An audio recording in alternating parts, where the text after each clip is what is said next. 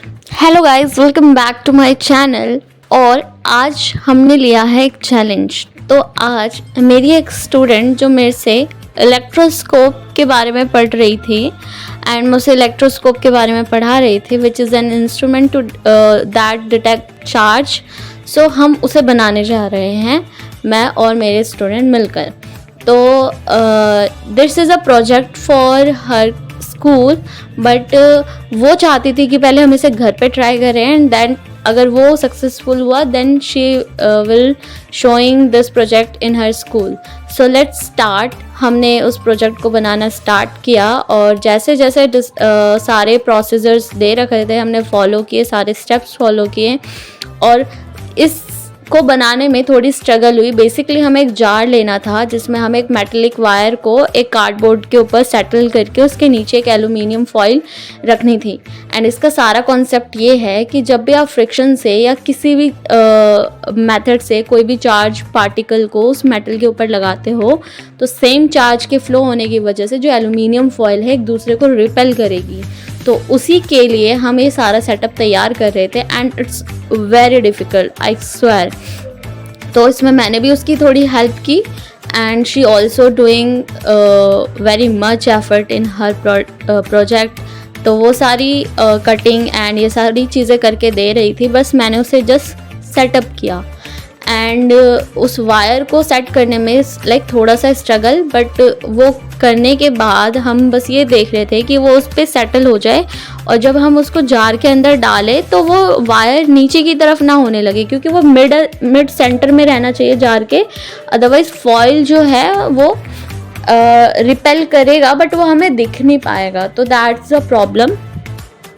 फिर हम उसे ट्राई कर रहे थे कि हम उसे कैसे सेट करें and it's like been a very struggling method.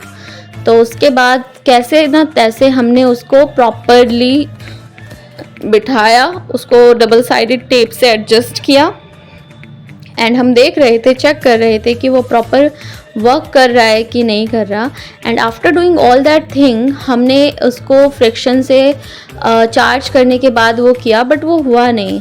तो बेसिकली हम उसे और कर रहे थे but it doesn't showing repulsion. तो फिर मैंने यूट्यूब पे देखा हम गलती कहाँ कर रहे हैं।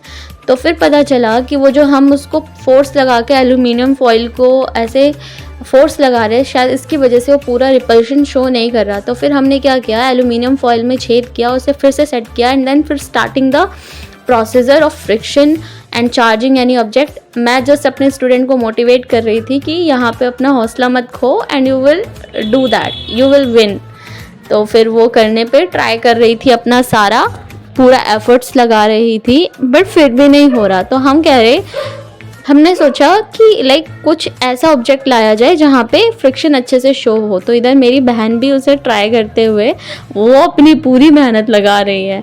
तो फिर लास्ट जाकर शायद मैंने वो लिया जो पैकेजिंग में वो बबल्स टाइप पैकेजिंग में आता है, वो लिया। फिर भी एक दो बार ट्राई करने से मुझे वो मिला और उसके बाद वो फ्रिक्शन उस पर कर रहे थे। वी आर जस्ट ट्राइंग कि किसी ऑब्जेक्ट से अच्छा फ्रिक्शन हो और चार्ज हो जाए, दैट्स कि वो एल्यूमिनियम फॉइल रिपल्शन शो करे, बट हुआ नहीं। तो मैंने वही पैकेजिंग के लिए हम वो यूज़ करते हैं ना, खाली टाइम में बैठ के उसके बबल्स फोड़ते हैं, वो पन्नी ली, वुलन क्लॉथ पे उसको घिसने से उस पर अच्छे से फ्रिक्शन आया और चार्ज हो गया वो।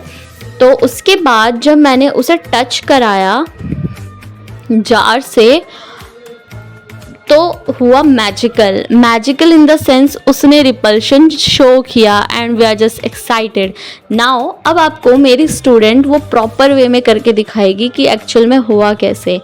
तो शी इज़ लाइक अभी वो से फ्रिक्शन चार्ज दे रही है and now she touching and then it's magic. देखा, रिपल्शन शो हुआ। माई स्टूडेंट सेइंग मैम ये शायद बेकार कॉन्सेप्ट है, ये होगा ही नहीं, बट साइंस कभी भी फेल नहीं। नाउ आई एम हैप्पी कि मैंने उसे कुछ सिखाया। आप प्लीज़ लाइक एंड सब्सक्राइब कीजिए एंड शेयर टू योर